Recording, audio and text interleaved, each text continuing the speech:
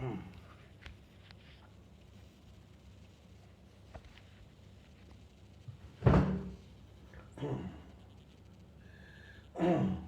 guys, how are you all today morning? Good morning. In this verse of Ashtavakra Gita, Ashtavakra says, whether he is a beggar or a king, the self-realized soul alone shines because he or she is unattached and his or her view about what is existing is beyond good and evil. This is only a pithy statement with a very deep meaning in it. A successful self realized soul is already uh, unattached or detached from this material world. He or she does not care whether what is existing or what is not existing in this material world. This person shines because he or she is indifferent to what the other living entities identifying with the mind body complex are doing or creating as wives in this material world, further making more and more confusion. A self realized soul may be a beggar or a king, but he or she abides in the self and does not care about anything else. Beggar here does not mean the material type of beggars. It is actually proved that such beggars or mendicants who beg for alms are far, far, far more greedy than the average people and they are far more unscrupulous. Here, beggar means a spiritual beggar, a mendicant, a renunciant, a fakir who doesn't care about material possessions. In fact, Raja Janaka, who became a self realized soul and who was a king himself, several times dreamt that he was a beggar. Here, beggar means a spiritual beggar, a person who is asking God for favors, not the material ones, but the spiritual ones. Here, I'll give you some examples. Gorak or Gauri Kishore Maharaj, a saint, belonged to a mercantile family, but when his wife passed on, he left his household at the age of 30 and became a renunciant, and he lived a life of a fakir, a person who was not bothered about material possessions. Similarly, Nagendranath Bhaduri, the levitating saint, was so great that he belonged to an affluent family which he left and started his own ashrama in Calcutta. He was one of the favorite heroes of Swami Yogananda Paramahansa. Similarly, Satyananda or Jatindranath Majumdar was also from a respectable family where his father had opened a deaf and dumb school. But when he joined Sri Yukteswara Giri.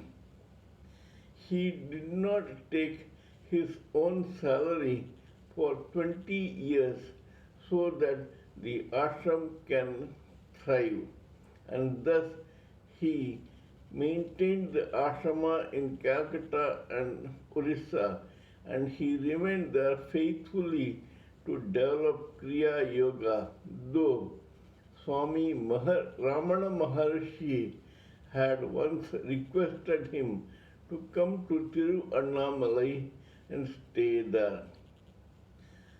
Yukteswari, Sri Yukteswara Giri belonged to a very wealthy businessman, and he was that person's only son.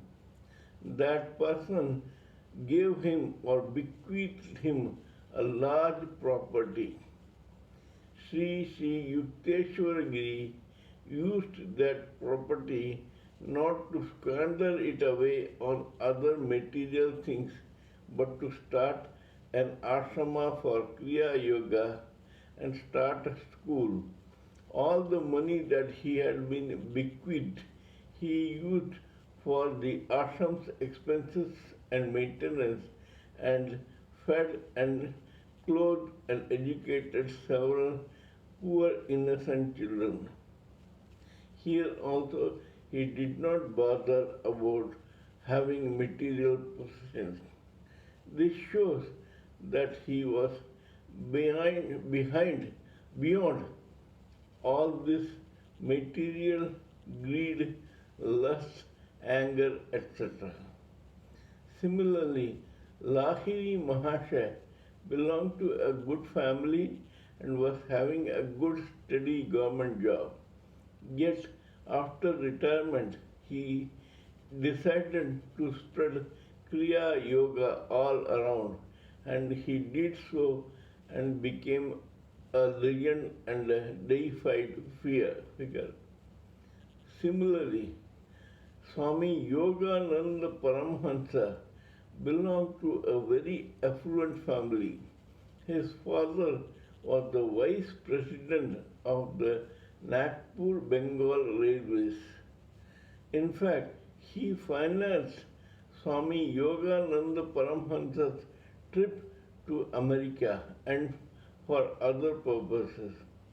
But after he started his spreading of Kriya Yoga, his mission for which he had come here, Sri Yogananda Paramhansa went through a lot of troubles, but he hung on till he met Raja Janakananda, who was financially sound and who agreed to spend his own finances to build the Yogananda Ashram.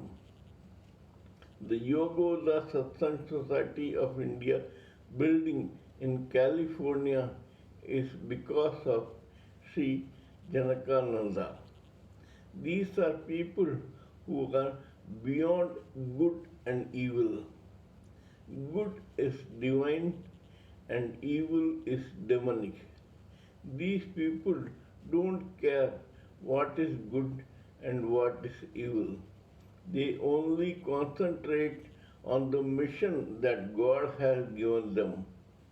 Sri Bhakti Vedanta Swami, the founder of ISKCON, started his career in America by living with some drug addicts in Harlem. At that time, he could have thought, I am Bhakti Vedanta, I have written so much, I should not be with such evil persons. But he knew that this was all as per God's will. Though he lived there, he did not get affected by that company, and ultimately in the year 1966 he started International Society for Krishna Consciousness and built 108 temples, wrote several books and articles, and made 14 trips around the world on lectures, and discourses. This person achieved so much because he concentrated on the mission God had given him. Instead, if he had thought about his own life in the place of Harlem in New York with other drug addicts, he would have felt very miserable. As a living entity who had started recognizing his true identity as Brahman, Sri Bhaktivedanta Swami knew that he had a mission in hand and all the paths that he had to cross were leading him only to his own goal. He did not bother about good or evil. He knew that these are only fictions of imagination of the other living entities identifying with mind body complex. We should also emulate these great men and look beyond good and evil and do things as per what God wants from us. We show life as a mission, as an assignment, and try to complete all mission with as much diligence, honesty, and efficiency as possible, and do it quite fast so that as soon as it is over, we go back to Godhead and wait for another assignment. Till my next video, it is good morning from TSV Raghavan.